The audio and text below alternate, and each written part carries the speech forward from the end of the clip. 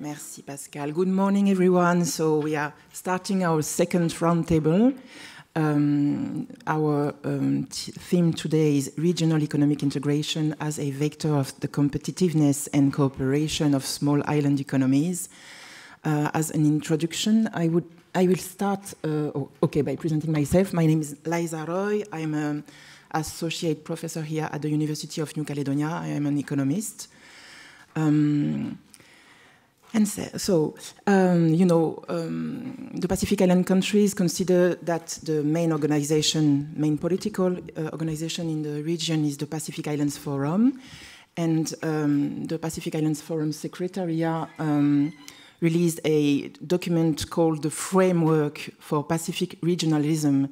And within that framework, they say, quote, "We stand together as a Pacific region because there are significant benefits for sharing and combining our resources to leverage our voice, influence, and competitiveness, and to overcome geographical and demographic disadvantages." So today we are going to talk about many issues, but among these issues, there are important questions. One of these questions is what makes the island economies specific? What are the common challenges that we face as island economies? And where are the opportunities? Given these specific features, is it possible, and if so, how, to leverage cooperation agreements with our neighbors as a driver of economic development, employment, business opportunities, lower prices for the benefit of our populations? These are important questions for any small island economy, including New Caledonia, especially in the 2025 context. It is also a series of difficult questions because it relates to the complex interactions between trade policy, industrial policy, competitive policy, which are both highly strategic and deeply sensitive. So, how to address those important, though difficult issues in the specific case of small island economies? We've chosen to rely on the experience and expertise of those in the Pacific and beyond who are leading, contributing to, or researching on these important topics. And today we have the honor to welcome 4 eminent guests. Bula Vinaka. Recording in progress. Sorry. Bula Vinaka, Dr. Keshmir Makoon. Dr. Keshmir Makoon is our first guest today. He's a senior lecturer in economics at the University of the South Pacific in Fiji. And he is also a board member of the College of the Fiji Competition and Consumer Commission. Can you hear us, Keshmir? Thank you. Thanks, Lisa. Yes, I can hear. Bula Vinaka. Next, we are welcoming Simon Hess. Bonjour, Simon. Simon. Bonjour. Yes, he's here. He's a counselor of the Committee on Trade and Development for the World Trade Organization. So he's with us from Geneva today. He's also the head of monitoring and evaluation for the HINAS integrated framework. We are also welcoming Dr. Clarence Henry. Bonjour. Good day, everyone. Good day.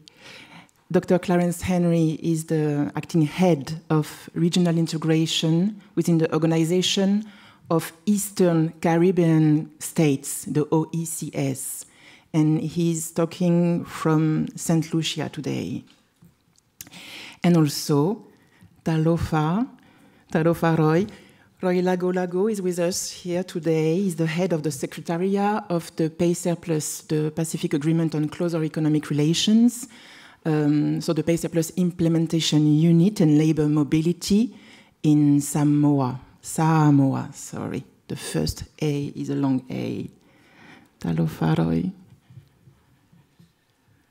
So this is a great opportunity to welcome physically and also virtually our 4 eminent guests today and to discuss with them. So let's get started. Dr. Makoun, I will ask you a first question, if you will. In your opinion, and as a researcher, economist, what are the common challenges faced by the small island economies? Thank you, Lisa, and good morning, fellow panelists, distinguished guests, colleagues, and friends, Vulavinaka and Bonzo. I want to begin, before I answer that question, Lisa, I want to acknowledge the New Caledonian Competition Authority and the University of New Caledonia for organizing this wonderful conference. And thank you for invitation to be part of this panel. I apologize for not being in person, but it's an honor to be part of this important conversation on Pacific integration. I'm sorry I have not prepared any presentation or PPT to share, but I do have notes to which I will refer to answer your question. So I want to begin to answer your question. I want to begin by saying that our region is unlike any other in the world.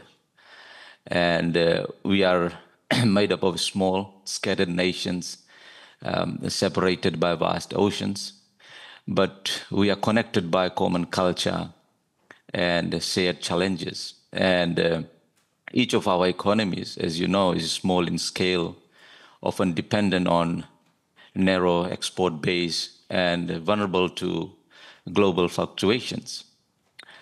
In addition to that, infrastructure costs are very high, shipping routes are long, and bargaining powers are limited. And the world is entering into a new era, the era of end-to development assistance or end-to aid.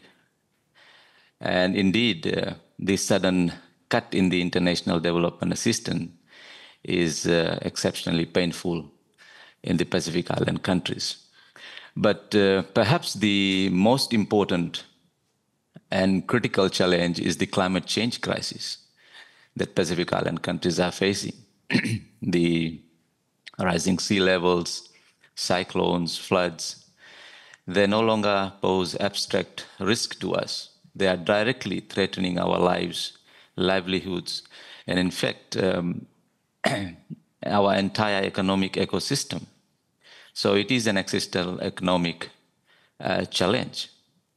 And so given these challenges, I think the question is how or why openness and integration is necessary. And I think, in my view, it is getting very clearer. The Pacific cannot thrive alone.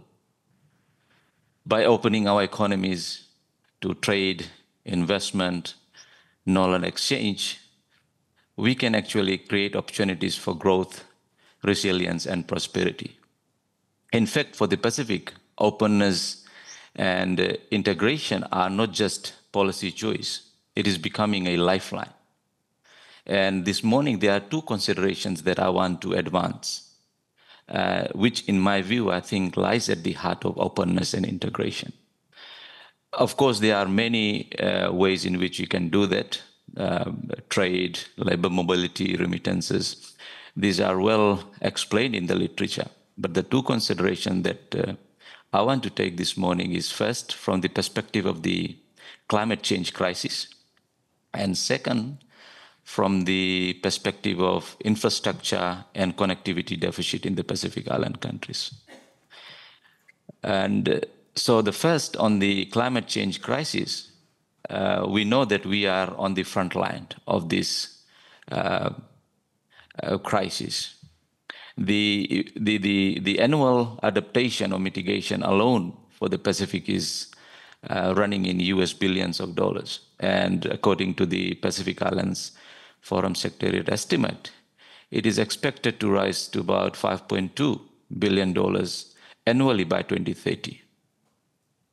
And in fact, the total amount of grant-based climate change finance that is coming into the Pacific is less than 5% of the total amount. So what does this tell us? It tells us that climate impacts are costly, and no one single country can carry the burden alone. And here I emphasize the need for openness to partnership. By being open to regional and international partnership, we can better secure climate finance, technical expertise, coordinate disaster response, and also global solidarity. Funding and partnership becomes effective when we engage openly and collectively. When we talk about climate change, openness to clean technology is also very important. We hardly talk about energy poverty issues in the island nations. We are still grappling with energy poverty issues, and that has implications on not our macroeconomic outcomes, but socioeconomic outcomes like health and education. So equally important is transitioning away from fossil fuels or biomass fuels. But we also know that renewable energy technology is expensive. So how do we deal with that? And in my view, by opening up,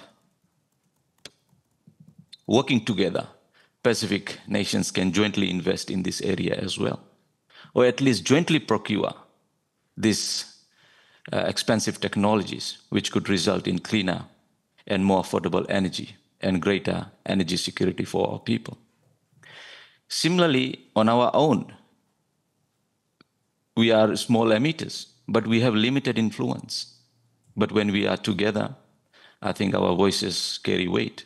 And one of the examples of this openness and togetherness is the 1.5 degrees Celsius that we managed to agree in the Paris Accord. So by integrating our diplomacy, by being open up, we ensure will listen to us. Openness to regional and global cooperation is equally important here. So that was one angle in which we can look at. The second angle that I'm taking over here is the infrastructure and connectivity deficit. Infrastructure is backbone of any development that we talk about. Unfortunately, Pacific confronts a woefully expanding infrastructure deficit. The deficit can also be seen as connectivity deficit. And it is critical barrier to sustainable and climate resilience development for the island nation. Here, I'm not just talking about roads, bridges, and buildings. It is also about deficit of our hope and opportunity. So what else we need? We need openness to investment. Our small population makes it difficult for individual countries to finance large projects, whether it be road, buildings, bridges, airports, or shipping fleets. But through open and regional integration, we can pool resources together. We can develop shared facilities. And regional shipping, for example, could reduce cost for trade and strengthen supply chains. Shared aviation agreements can ensure reliable connection between islands, which can also further strengthen our trade and tourism in the island nations. So not only that, attracting foreign investment is also important because we lack capital. So it will bring capital, technology, and know-how that our economies cannot generate on their own. And it is not only about physical infrastructure. Digital connectivity is also becoming an important aspect of our economic development. Openness and regional integration allows us to jointly invest in internet cables, satellite system, The Manatuawan-Polynesia cable is a classic example of how island nations can coordinate, reduce cost, and access to digital connectivity.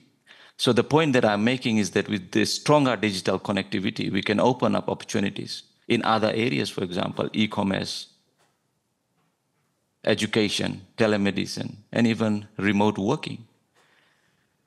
And talking about skills, we can then share labor mobility and benefit from the skills that different Pacific Island countries have.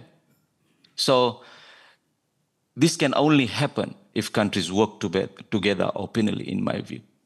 And before I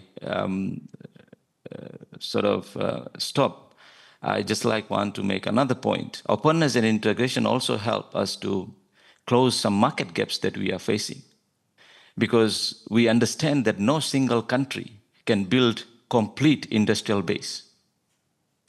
But when we specialize and complement each other, I think we are able to do something. For example, Fiji has some strength in tourism and services.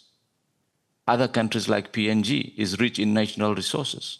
Small atoll islands, they have large economic exclusive zone for fisheries resources. So by opening up and integrating, I think we can create more diverse and resilient regional economy. Of course, you might argue that this is all known and it is easy to say. Openness is without risk, right? Exposure to global shocks can destabilize our entire economic system. And that is why I think the real question is not about whether to be open or not. I think the real question is about how strategically we can open up.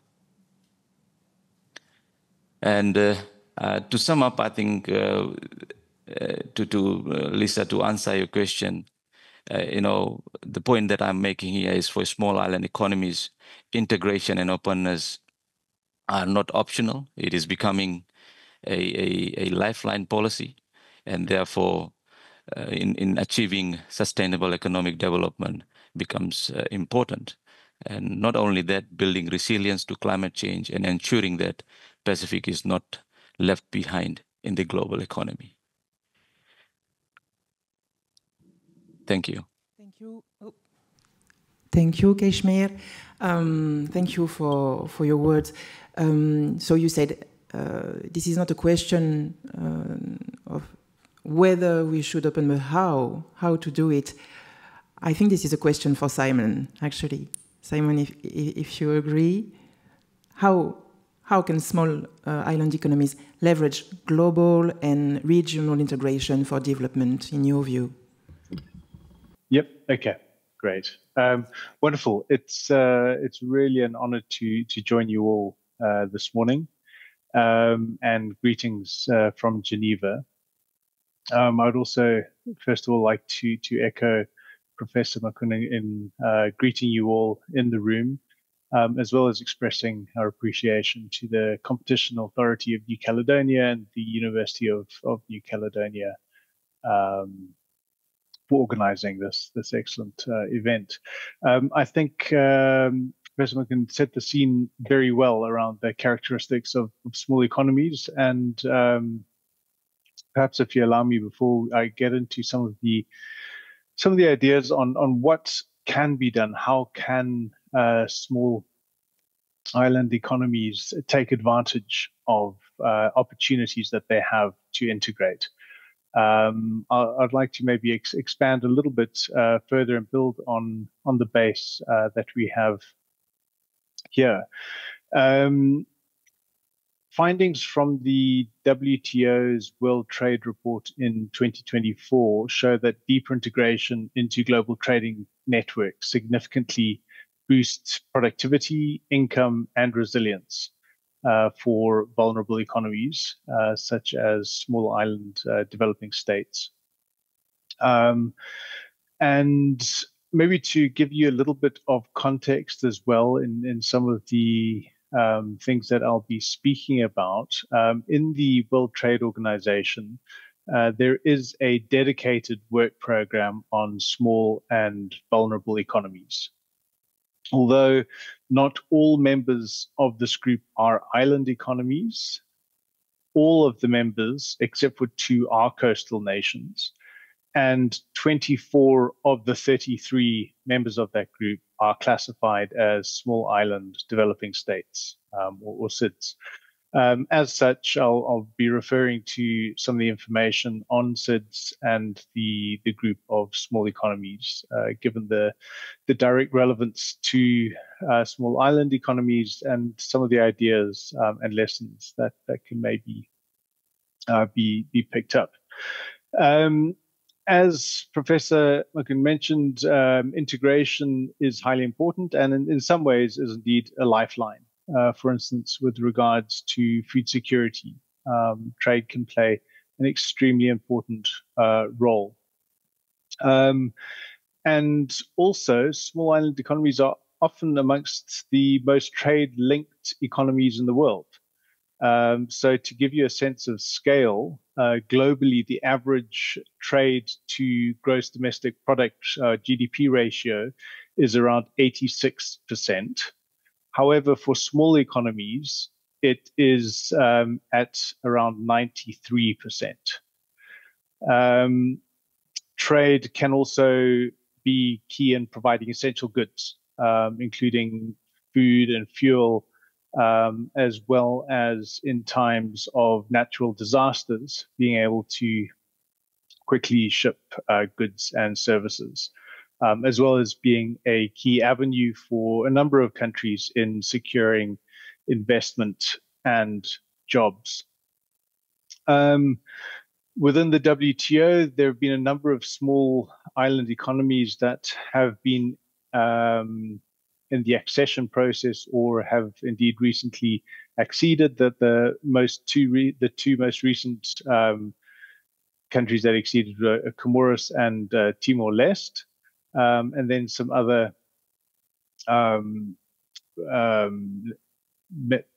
potential members in the process of accession are Bahamas and Curaçao as well.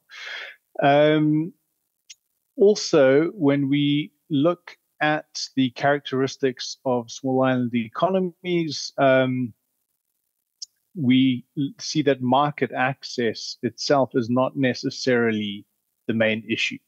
I think, as the professor just mentioned, there are many other factors that act as constraints.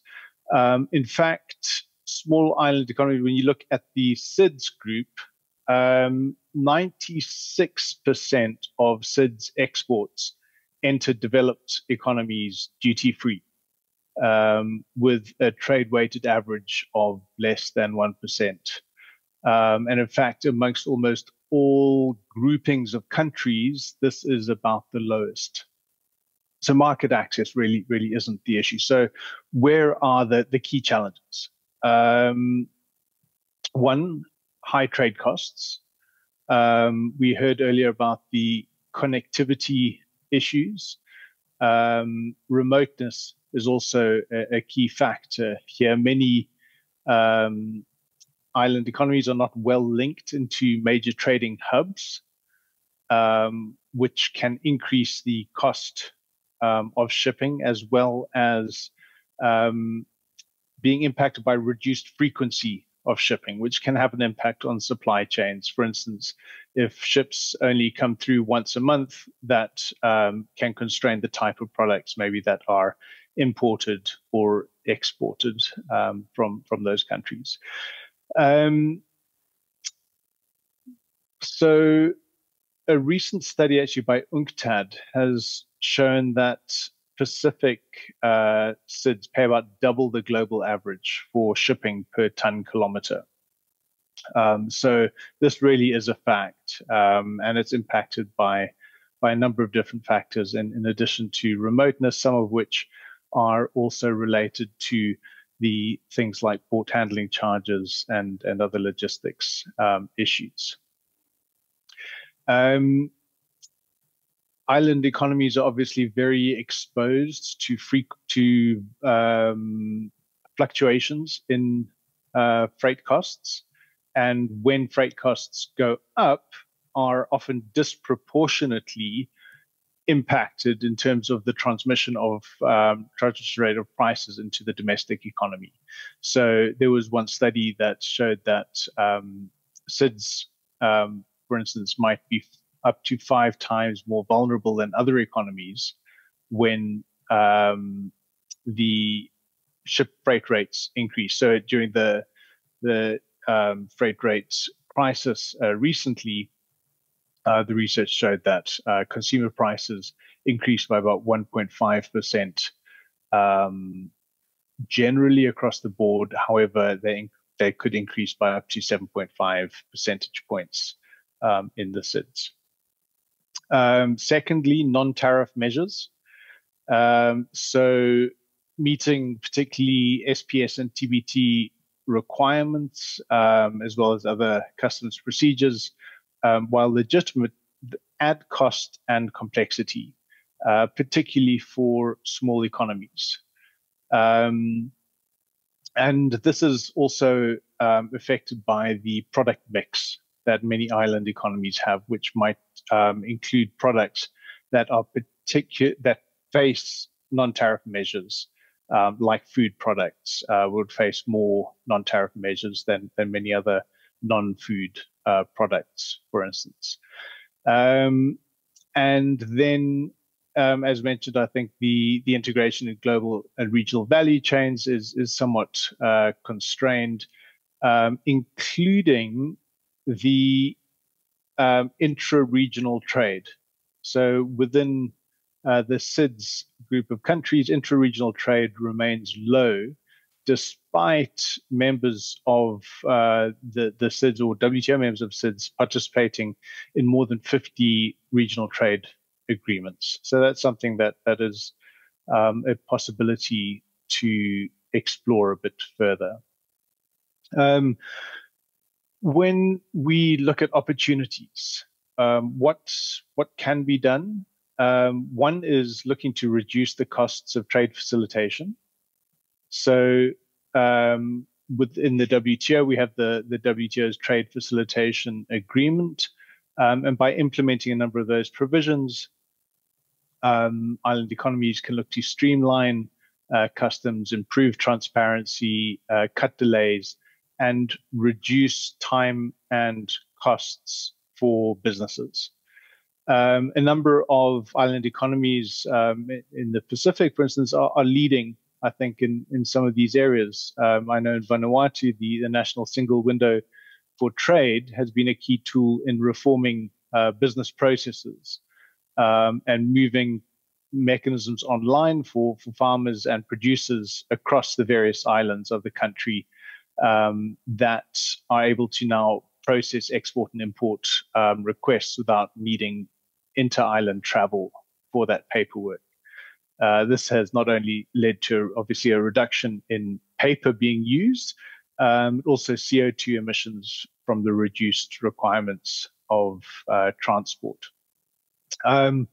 Investing into other ways of addressing standards, for instance, through laboratories, processes, is also another key area, and that's where initiatives such as the Standards and Trade Development Facility, which is a global partnership to facilitate safe trade, can play a role in helping to support those processes and connecting into international best practices.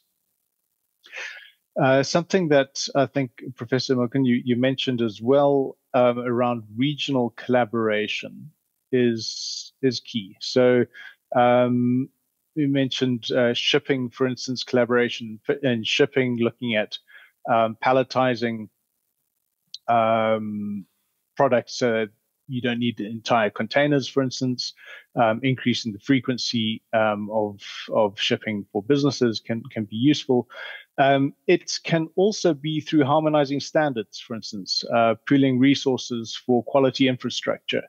And that's where the initiative through PIFs and the Pacific Quality Infrastructure Initiative is looking to build skills and common frameworks in the region So working together on some of these soft areas are also really, really critical. Digital trade and e-commerce, I think it has been mentioned. This helps to remove the distance issues that island economies face. And there's already a good base within a number of economies. So when we did some research in the WTO and on the small economies, the availability and the use of internet was generally good. In fact, most of the members of the group had internet access rates above the world average. So there's something there that can be built on, and investing further in digital skills and the supportive regulatory frameworks will really be key to harnessing these advantages. And something useful to watch in this regard is the WTO's joint statement on e-commerce that brings together over 90 WTO members, accounting for a very large proportion of world trade. And then finally, I think there are other things to look for within the WTO, the ministerial decision on small economies, for instance, that I referred to earlier, is meaning that small islands issues are being taken up and discussed in the WTO in a very focused way. Earlier this year, we looked at digital trade and e-commerce, constraints and opportunities. We'll shortly be discussing supply chains, vulnerabilities and resilience, also with respect to food security and trade costs, and then also later in the year looking at climate change and trade issues. And I should also mention that within the small island economies, there are many opportunities for niche products, some of which are already being harnessed and taken advantage of right now, such as Fiji water, as well as other high-value commodities, as well as opportunities in renewable energy, sustainable fisheries, and services in the blue economy as well. Thank you very much. I'll stop here. So thank you for your inputs.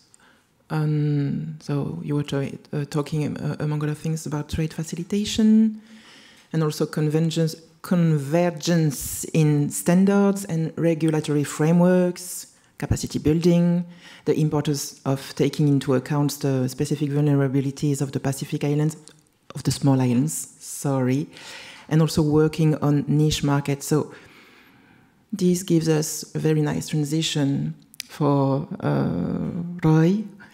Roy, could you maybe after reminding us of what pay surplus is, maybe elaborate on the opportunities of joining pay surplus for the Pacific economies as regards all these inputs that Simon just suggested, please.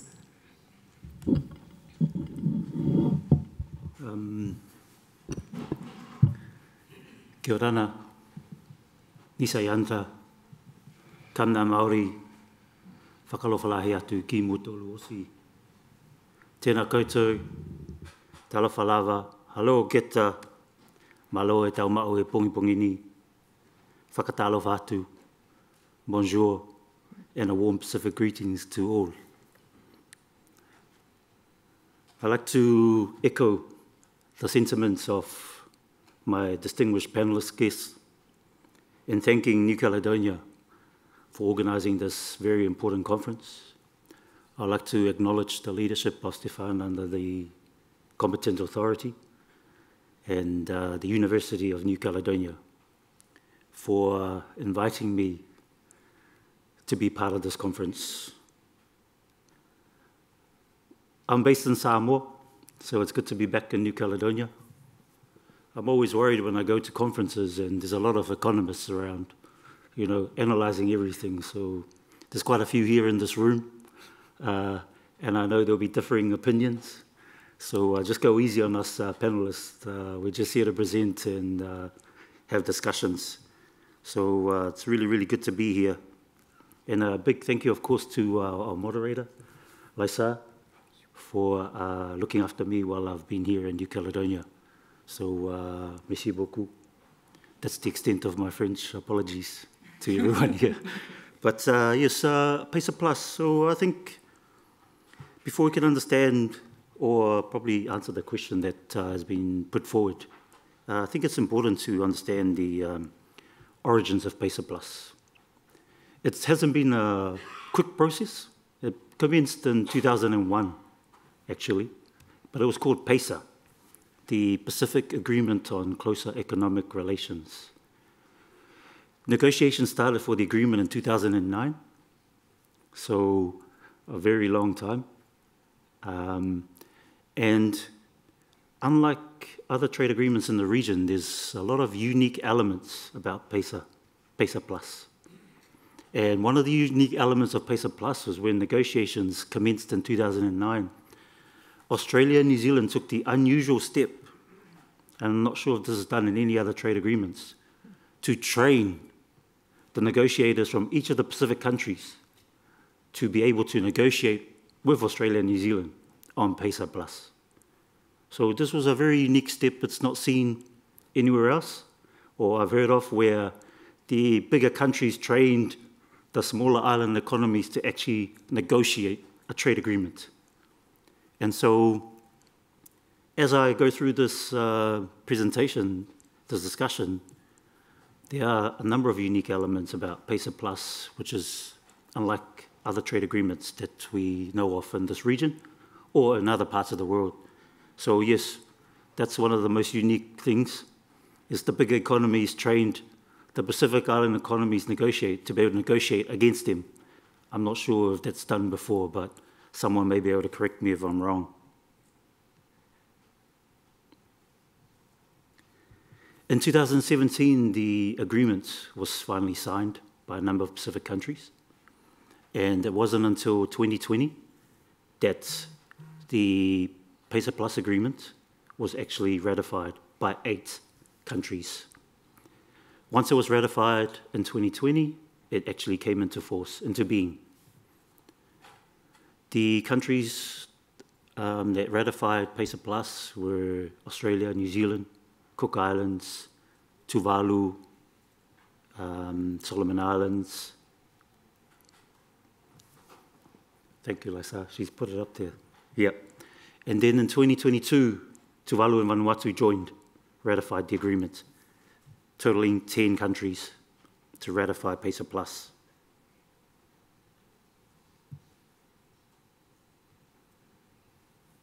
As I mentioned, PESA Plus is quite a unique agreement. It comes with a development assistance component. So unlike PICTA, Sparta, EPA that we heard about last night, PESA Plus actually has a development component, which is funded by Australia and New Zealand. The development component is to assist parties or countries that have joined PESA Plus to implement the agreement, to support them in continuing to open up their markets, open up trade, which is quite important for small island economies that have limited revenue and government funds to fund these sort of activities. Another unique element about PESA Plus is a secretariat has been specifically set up to support, coordinate, and assist countries to implement PESA Plus. So that secretariat is the PESA Plus Implementation Unit, which I am the head of in Samoa, and our role is to support the 10 countries to implement and provide opportunities under PESA Plus, which is another unique element of this agreement.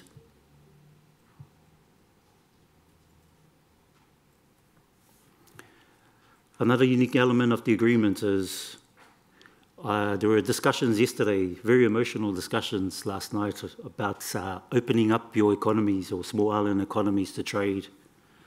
The other unique thing about PESA Plus is there's a transition period of up to 20 to 25 years to allow countries to slowly transition to opening up parts or sectors to the outside. It's not an immediate, doesn't take an immediate effect.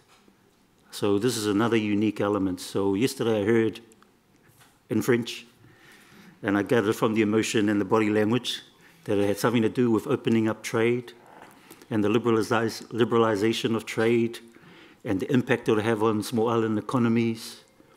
If I think about New Caledonia and the economy here, it's similar to the Cook Islands and Niue, who are in free association or are under New Zealand.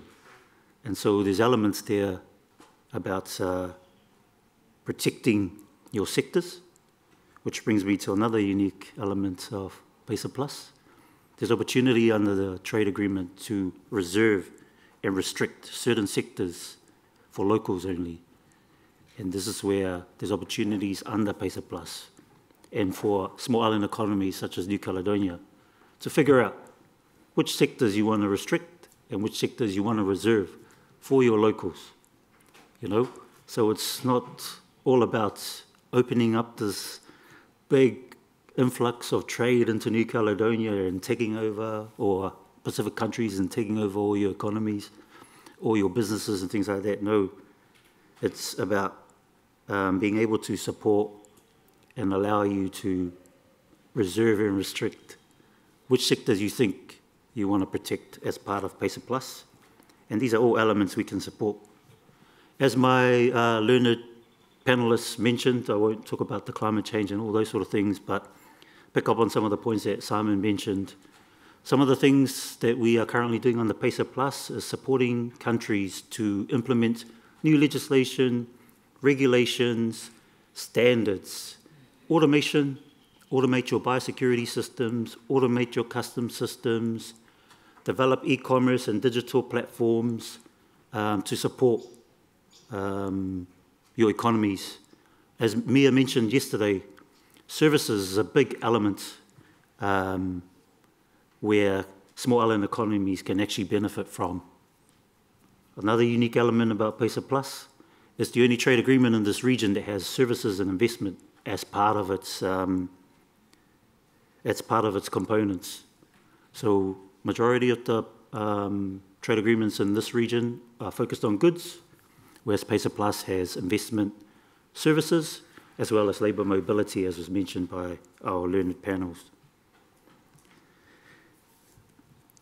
We also look at supporting countries to put policies in place to attract the right investment. Not any type of investment, the right investment. By helping you support with policy or legislation, investment attraction strategies, your standards, those sort of things. That's the sort of things that we've supported PESA Plus countries to implement, and also provide support for your small, medium enterprise businesses, either for meeting the standards to export or meeting standards to export, such as your packaging, your labeling, your testing of your products to ensure it meets the standards, whether it's Europe, Asia, Australia, or New Zealand. So this is really important for us to enable businesses to still be able to trade under a trade agreement, but also provide the support that they need to be able to export, whether it's services or goods. We also have a big focus on inclusivity, which is women, people with disabilities, youth, and inclusivity meaning also people in your outer islands, not just the mainland, but outer islands, rural areas, giving them opportunities to create businesses, be able to trade, food security, as was discussed by some of our panelists. So these are some of the opportunities under PESA Plus.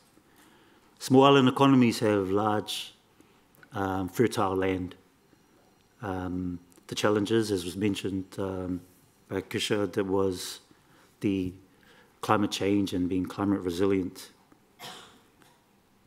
So I think these are some of the key things under PACER Plus. It's supporting your export sector, supporting your service sector, supporting your investment, but also in providing the enabling environment, whether it's legislative, regulatory, those sort of things, standards that are required. One of the things that I've heard this morning as well as yesterday was labour mobility. Another unique aspect of PACER Plus, a side arrangement was signed by a number of countries, which is the arrangement on labour mobility, which allows people low-skilled or semi-skilled to be able to either travel to Australia and New Zealand to work over there, earn money, and return back home for a period of time. Bring that money back into the economy, create businesses.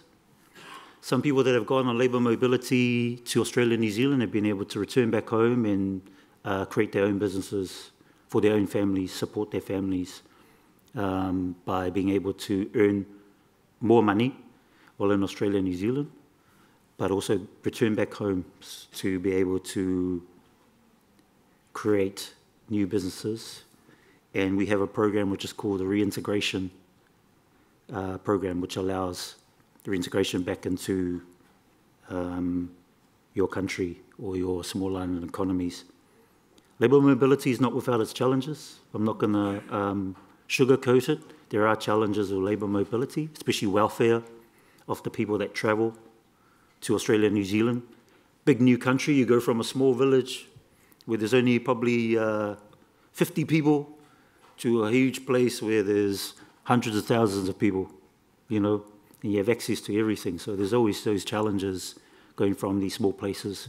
Also challenges on families that these workers will leave behind. And obviously there's the labour shortages that are always mentioned. So with every opportunity, there's also challenges of these opportunities. And so I think that's important for people to be aware of. There's also challenges with PACER Plus as a trade agreement. It's not all positive and exciting. There's always challenges such as the political will to make changes, the risk that some people mentioned last night about the changes that may occur, the unknowns, the possible impact on your trade, your imports, your export, revenue. But as I mentioned, PACER Plus has this opportunity where you have 20 to 25 years to transition. And some of the activities or programs we have been running recently over the last few years, and the PACER Plus is how do we support small island economies to expand your revenue base. So we work quite closely with other partners, and I think this is really important. We work together with the World Bank, ADB, IMF, PIFTAC based in Fiji, and all the customs administrations to look at where there's opportunities that will fit your island economy, because it won't be the same. Each economy will be different. You have your own unique things about your economies that will not be the same across the board. And so having these revenue mobilization programs to allow economies and governments to consider opportunities and thinking of where to expand your tax base, your revenue base, those sort of things, I think is really important. And so these are some of the programs that are currently in place at the moment to support that. So I think this is quite a unique and important thing for trade agreements, which is not well known. And just probably finally, as I touch on a few things, we are about to go into the next cycle of PACER Plus. So we're ending this first cycle, which will end in December 2025. And now we're looking to progress to the next cycle, which will go up to 2030. And so there's new priorities. We're moving countries from just creating the enabling environment. We now have a large focus on private sector development. This is something that PACER Plus countries, also the PIFS Forum Secretariat under their 2050 strategy, is moving towards to encourage the development of the private sector. and looking at opportunities for the private sector. I think partnership is really important. So all the acronyms that you may know of in the Pacific, like PIFS, ADB, World Bank, SPC, FFA, OCO, the list goes on, WTO, we work with all of them. And I think that's probably one of the biggest challenges we have here in our region, is the congestion of so many donors and organizations operating in the same space. And so a large majority of the work that we do at PESA Plus is look at coordinating opportunities to ensure that we don't duplicate what's going on. So I think that's also something that's really important. There's so many donors, there's a lot of geopolitics going on in the region, there's a lot of tensions between the big nations, and I think this is important for us as smaller economies to consider and take into account as we look for opportunities to either open up trade, liberalize some of our tariffs, you know, and look at areas that will fit our own economies. And I recall someone said yesterday, has to be a win-win. You know, there's got to be a win-win. But I agree with Mia, you know, win-win doesn't happen straight away. A win-win, it'll take time. And under PESA Plus, you've got 20 to 25 years, so I'm sure that's a lot of time. A lot can happen in that time.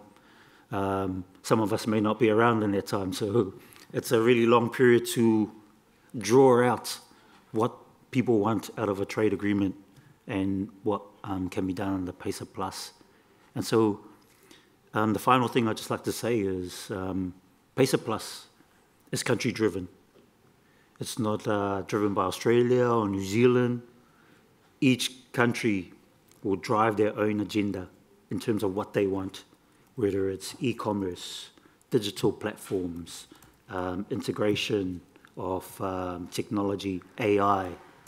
Each country has their own unique country plan in accordance with their government's priorities. So it's not driven by Australia and New Zealand, it's driven by the countries themselves. And sometimes those elements that countries want are not what Australia and New Zealand may want, but that's fine because under PESA Plus, it's important that countries are recognised as independent sovereign countries that are able to make their own decisions and drive their own agenda to ensure that the benefits of PESA Plus will not only benefit some people, but benefit a wider community. And that also means people in the rural areas, not just in the urban areas, but people in the outer islands. As you know, many of our Pacific Island countries, it's not only 1 or 2 or 3 islands, you know, there's 360 islands, some like Fiji, 360 islands, you know, Samoa, 10, 15 islands. So how do we ensure that all those people in those outer islands also benefit? So that's one key driver that we're really pushing for under PESA Plus. It's not just the mainland that benefits from a trade agreement, but everyone. And so that's just my final point, but merci beaucoup et malo habito. Merci. Merci. So PESA Plus is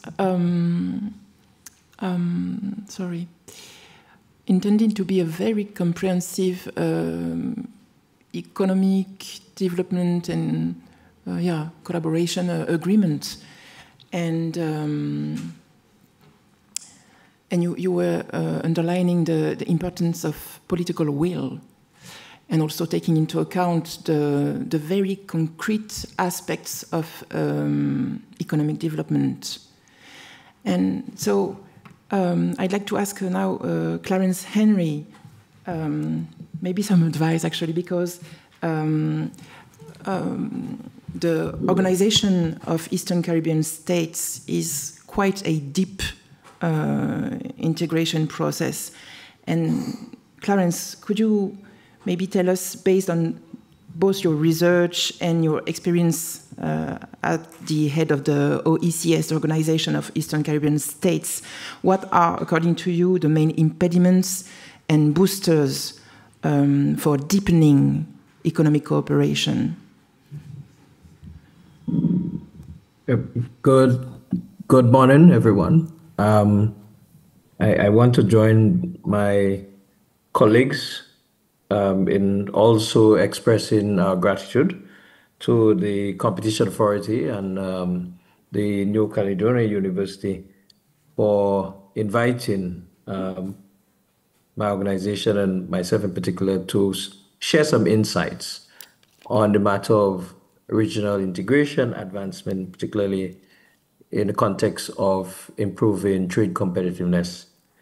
I wish to start, though, first by emphasizing on the starting point. And my colleagues in this esteemed panel would have highlighted certain key facts that we need to consider. The poor trade performance, for instance, of a lot of small island developing states, and the issues around limited access to market, and in some cases where access to market has been granted, such as in our region through the CARIFORUM European Union Economic Partnership Agreement, you still see limited capacity to leverage these markets. The issues around connectivity and transportation challenges are quite similar as well within the context of Caribbean small island development states. And so I see some comparative issues emerging with what exists in the Caribbean region and some of what challenges the Pacific region as well. Now, having said this, though, there are a number of economic and political dimensions, I think, that needs to be considered. What we know for a fact is that small states have limited production mix and certainly limited ability to produce. So the whole idea of no critical mass is always mentioned, and the issue of limited production integration. And so you have the challenges associated with low intra-regional trade. And of course, more contemporary issues around geographical limitations, and of course, the climate change threat that I think our leaders continue to argue against. So I start with these issues in mind so that we reposition again the value that regional integration within the context of small regions play in addressing some of those developmental woes and some of those challenges at the global level, as my colleagues on this esteemed panel have surely indicated as well.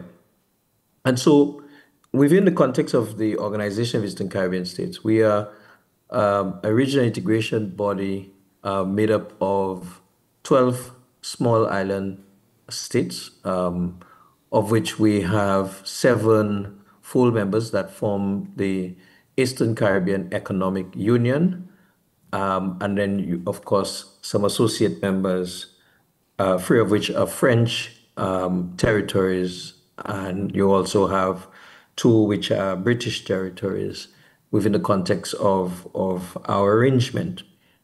What is important to note is that over the 44 years of existence of the OECS, there are several areas that we've sought to leverage in order to be able to be impactful on the development front for our member states.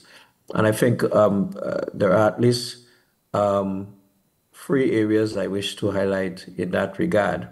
And then it speaks, therefore, to the issue of the practical issue of how the implementation of regional integration should be considered in order to address some of and support addressing some of those challenges that I would have highlighted earlier, and colleagues would have done the same. And so for us, leveraging colonial arrangements have been a significant contributor to advancing development within the small states. And I refer here to 2 examples.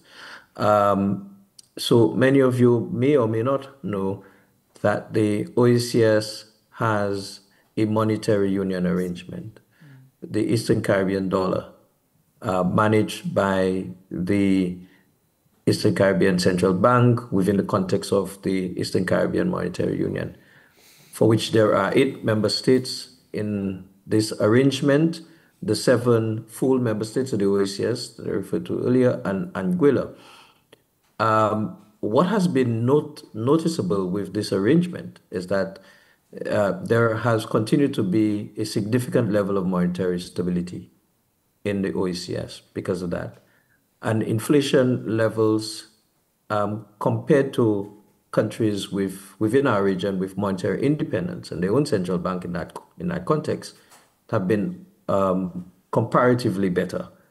There are still inflationary pressures, but when you compare over a fairly reasonable time series, even at times where there are global shocks, such as the 2008 financial crisis, you recognize that many of the economies that form the Eastern Caribbean Currency Union tend to fare better.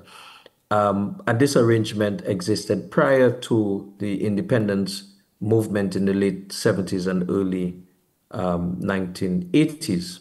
So we've learned to leverage what we were given.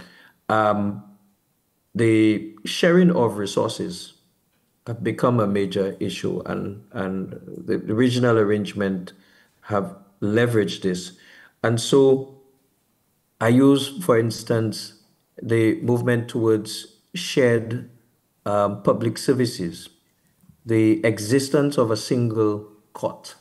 The Eastern Caribbean Supreme Court is a good example of that, where member states leveraging the sharing of resources have one existing court which manage judicial matters across the member states that participate in the Eastern Caribbean Supreme Court community. That's another good example of leveraging regional integration to address development needs. And thirdly, the understanding the emergence of trade liberalization over the more than 2 decades or so, and the whole concept of globalization, economic globalization, have been a very critical thing for our countries in the Eastern Caribbean. And these 2 phenomena, in fact, have had significant life-changing impacts for a lot of our countries. So one may refer to, for instance, how trade liberalization would have changed the trajectory of agricultural production and export in these countries. Countries like St. Lucia, St. Vincent and Grenadines, the Commonwealth of Dominica, were major exporters of bananas. St. Kitts and Nevis, major exporters of sugar. And the impact of trade liberalization saw the withdrawal of the accommodations that made our producers in these countries competitive. I raise those issues because it meant and demonstrated to our leaders that there was need to go beyond the monetary union arrangement. There was need for an economic union, a full single market and economy arrangement, in order to use such arrangement as the launch pad for intense global competition. And so the Eastern Caribbean Economic Union was established in 2010 through the revision of the Treaty of Bastille that established the OECS in 1981. And while there are 8 core objectives of that arrangement, what it recognized was the need and the importance of creating a sort of rethinking of the economic structure for these economies in order to address the need to become more competitive. And part of that included the need for re-examining how trade flows, trading goods, for instance, move across the economic union. And so the concept of free circulation of goods as a key framework emerged as one example in that regard. The concept of seamless movement of persons became a significant area of importance to implement. And so consequently today, our citizens are able to travel with the use of a valid government issued ID and receive indefinite stay upon arrival in these countries and ease of access for employment, which we have seen been leveraged even at times of major climatic events, such as the occurrence of the Cat 5 Hurricane Maria in Cornwall, Dominica in 2017, which really caused significant damages, but also resulted in the need for significant labor demands to address reconstruction needs, right? And then, of course, the recognition as well for the greater ease of movement of establishments through the rights of establishment consideration, so businesses can establish. I think fundamentally, and what I really want to point out in my initial comments in this panel is the issue of political will. Because again, we know the facts. We know that small states need to pivot to address their competitive needs. We know that small states can't do it alone because the physical restrictions that they have will be there forever. And so they are small in size, both population and landmass. So we know that.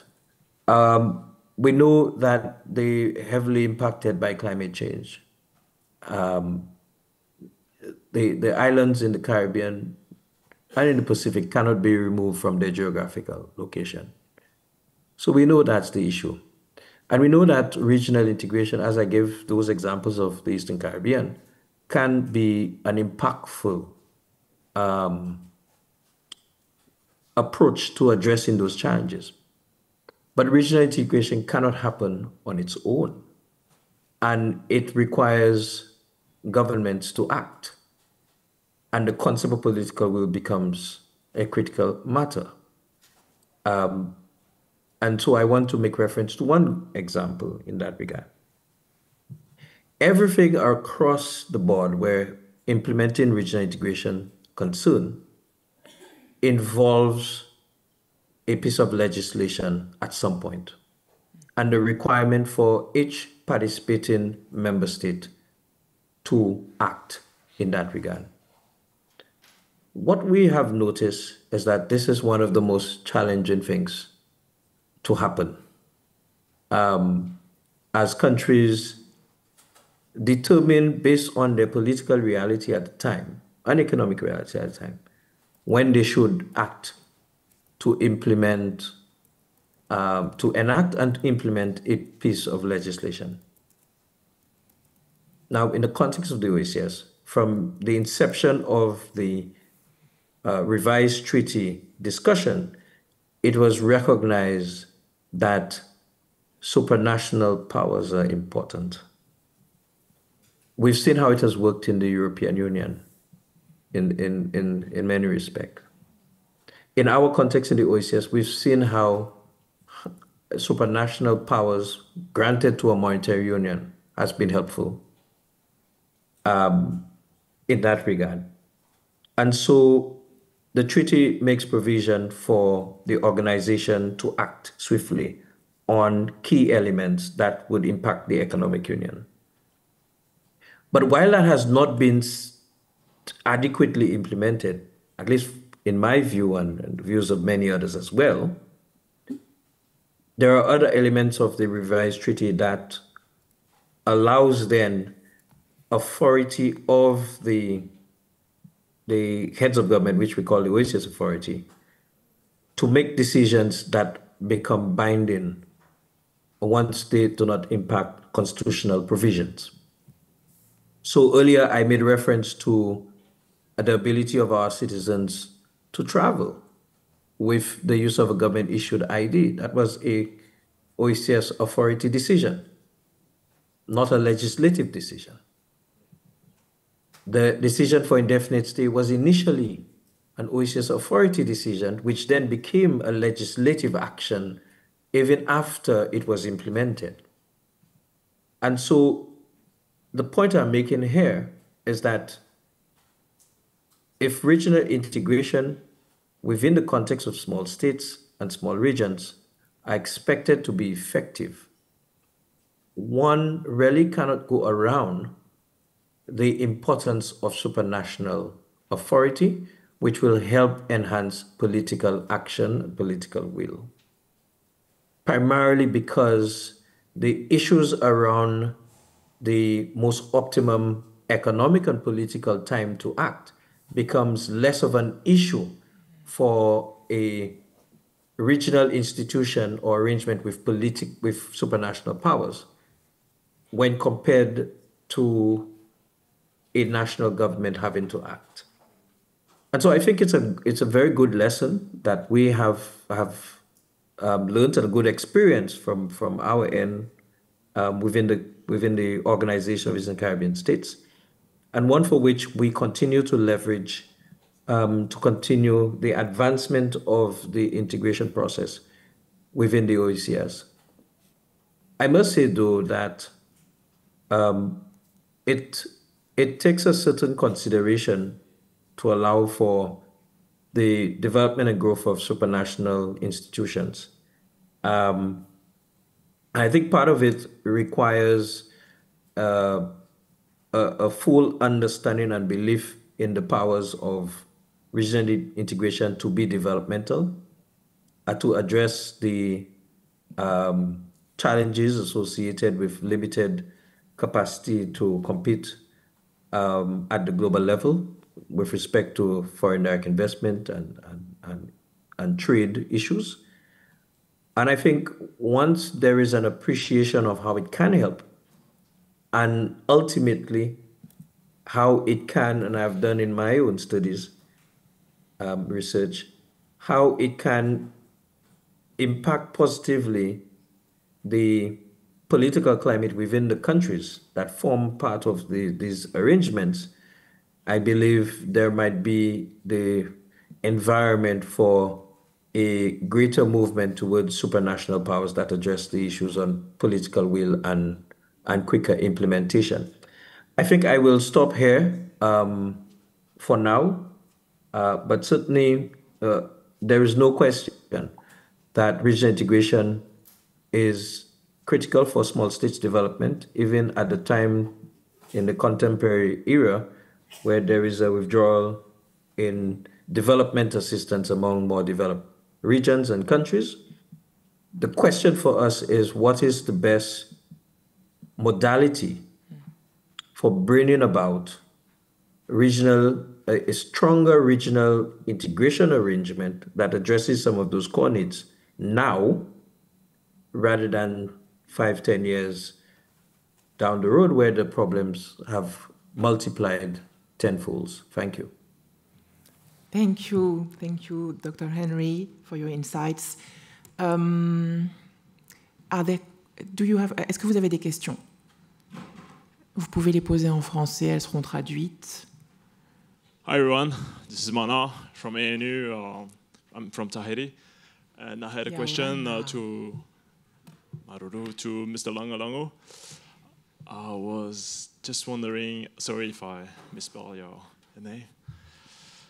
I noticed that many Micronesian countries and larger island economies were not part of the PESA Plus program, and I was just wondering what was holding them to join it. And then I was wondering also another question: what synergies could be developed between all the members and including the French Pacific territories? I was wondering if you were aware of potential areas of synergies. Thank you. Yorana, thank you for the question.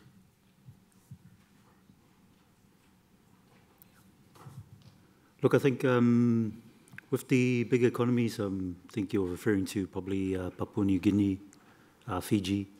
We're currently working with Fiji to look at the opportunities for joining PESA Plus. As was mentioned, political will is the first thing. If a country doesn't have the political will, then it's always going to be a challenge, because politicians tend to make decisions for the people. And so these are the challenges. But at the moment, we are working with Fiji to look to join PESA Plus. As we know, Fiji is a regional hub for the Pacific region. And so these are some of the things that we are working on. In terms of some of the synergies that you speak about, I think some of the synergies will be in the services, trade area, and investment.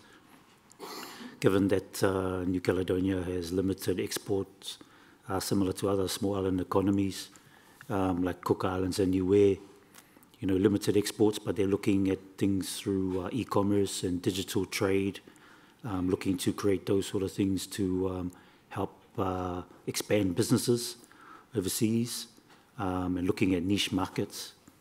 If I think about Niue, who has limited exports, if you don't know, Niue probably has the most purest honey in the world. Italian bees make the honey in Niue, and so it's quite a niche market for that honey to be exported overseas, and a lot of countries in Asia and Europe are interested. So I think sometimes it comes down to the niche market rather than the big demand market. And I think that's where some of the small island economies, if we look at the likes of Niue, Kiribati. If some of you don't already know, Kiribati has a luxury boat building business that export to Australia and also export out to other countries. So it's quite a niche market that they target. It's not a big high demand market, but it's these sort of things that each small island economy can look at in terms of what they want to achieve through a trade agreement. And so with the trade agreement, Kiribati used to pay 35% on those luxury yachts or boats that they used to export to Australia. But once the Kiribati ratified the agreement, it got zeroed. So the tariffs were zeroed. So no longer 35% on the tariffs. Another example, probably Solomon Islands. If you don't know, Solomon Islands exports a lot of tuna, but also a lot of tuna in cans. And same sort of thing.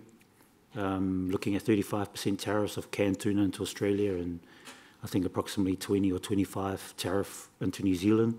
Once Solomon Islands signed the trade agreement or ratified the trade agreement, those tariffs were zeroed. And so for businesses like in the Pacific, like Sol Tuna and the boat builder in Kiribati, that's a big savings on the margin, for their businesses. And so I think there's, as I mentioned before, each economy will have their own niche market that they will look to target, as opposed to trying to compete with other bigger economies to meet our demand on bigger products. And so that's what we found in PESA Plus, is each sort of country is say, hey, we're looking at export of vanilla, and we're looking at small amounts. We're just after the boutique market or the luxury market, so they target that. And so that way, they're able to trade. And like I said, some of the things we do support businesses with is the certification, because there's requirements under the EU or Australia, New Zealand to meet certain biosecurity requirements. And so we support those businesses either to get their certification for HACCP controlled or labeling. We also get the products tested to ensure that they meet the standards of the country that they're going to go to. So these are just some of the things I think, probably some of the synergies. In terms of, if you probably don't know, the Northern Pacific, which I think you're referring to, which we got a couple of Micronesian countries in PESA Plus, but the Northern Pacific negotiated their schedules already. So they're already there, they're in place.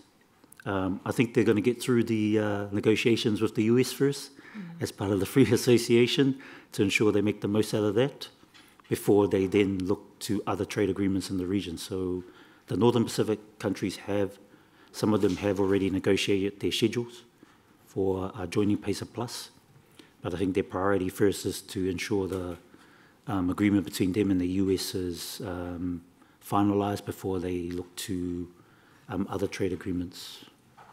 Hopefully that answers your questions. Malo.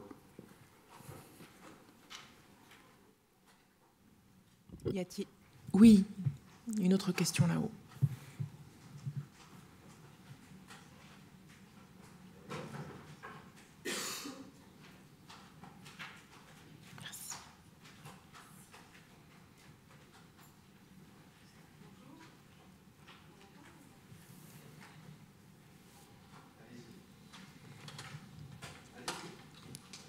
Oui, bonjour. Donc, moi, je suis maraîchère professionnelle en zone rurale, éloignée, sur Bourail. Et je suis aussi représentante de la FNSEA Nouvelle-Calédonie, un syndicat agricole qui représente beaucoup de producteurs, que ce soit en filière végétale, animale, mais aussi les producteurs au niveau de la pêche. Je voudrais m'adresser à la personne pour Passer Plus, puisque je vois un peu beaucoup plus de similitudes qui pourraient nous convenir. Vous parlez qu'il y a beaucoup qu'il faut voilà, la volonté politique. Autre la volonté politique, est-ce qu'il n'y a pas la possibilité de, par exemple, travailler entre groupements d'entrepreneurs privés avec d'autres groupements d'entrepreneurs privés sans pour autant attendre que les politiques se décident. Par exemple, pour voilà, comme ça a été mis là, des échanges de savoir-faire ou de matériel ou de production spécifique. C'est-à-dire que dans certains pays, il doit y avoir des savoir-faire que nous, on n'a pas. Enfin, créer des entreprises qui, mais pas spécialement d'attendre les institutions publiques. Ok, I will try. Je vais réduire. So for our English-speaking guests, Madame is an agriculture in the agricultural sector, and she is representing fellow people working in agriculture and hunting and fishing. Ah oui, d'accord, on va traduire encore. And correct me if tell me if I'm wrong, but she wants to know whether instead of waiting for politicians to take action, is it possible for business groups in agriculture and other sectors to collaborate at the regional scale? Sorry.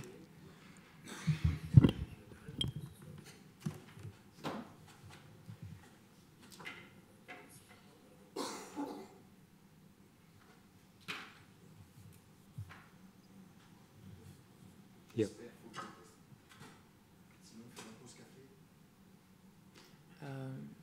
On va déjà répondre à cette question, je crois. Yes. Thank you for the question. There are already groups that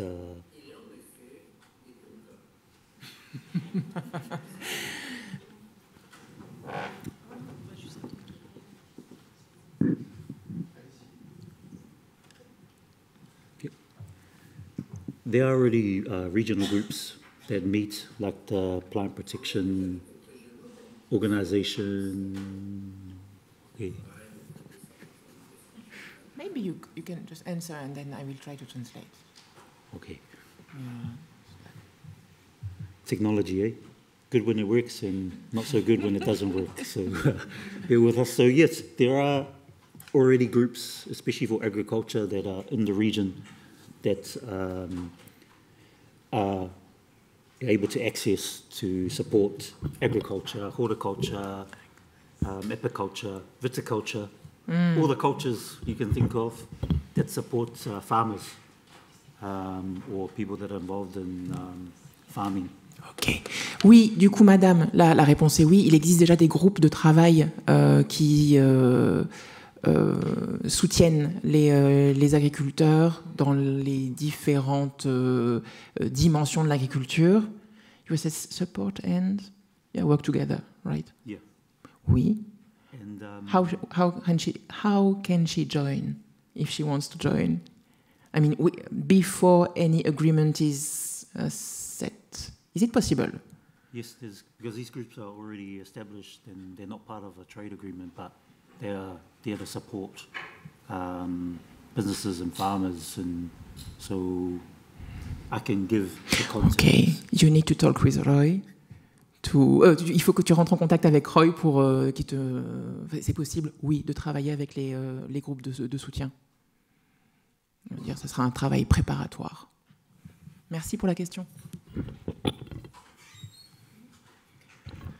Quelqu'un d'autre a une question?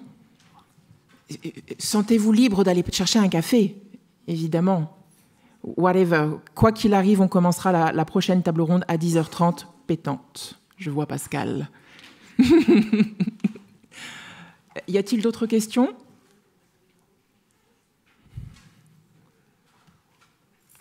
On dirait que non.